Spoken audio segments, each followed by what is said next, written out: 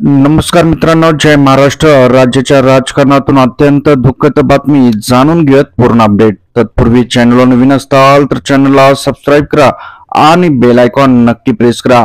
नांदेडचे खासदार चव्हाण यांचे अचानक निधन, महाराष्ट्रावर शोककळा.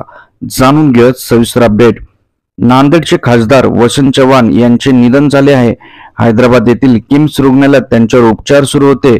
पहाटे 3 वाजता त्यांची प्राणज्योत माळवली. त्यांनी अखेरचा श्वास घेतला. काही दिवसापूर्वी वसंत चव्हाण यांची प्रकृती अचानक खालावली होती, त्यामुळे त्यांना तातडीने रुग्णालयात दाखल करण्यात आलं होतं. वसंत चव्हाण यांना श्वास घेण्यास अडचण येत असल्याने त्यांना रुग्णालयात दाखल करण्यात आलं होतं. मित्रांनो, आपण देखील कमेंटमध्ये त्यांना भावपूर्ण श्रद्धांजली अर्पित करू शकता. नांदेडचे खासदार वसंत चव्हाण यांच्या अचानक जाण्याने महाराष्ट्रावर शोककळा झालेली आहे. 2014 मध्ये त्यांनी काँग्रेसमध्ये प्रवेश केला होता. त्याशिवाय मे 2014 मध्ये त्यांची विधानसभेच्या लोकलेखा समितीवर नियुक्ती करण्यात आली होती. वसंत चव्हाण खासदार होण्याआधी महाराष्ट्र विधानसभेवर अपक्ष म्हणून निवडून गेले होते. तर अशा प्रकारचे अपडेट आहे मित्रांनो. आपण देखील कमेंटमध्ये त्यांना श्रद्धांजली अर्पित करा. जय महाराष्ट्र.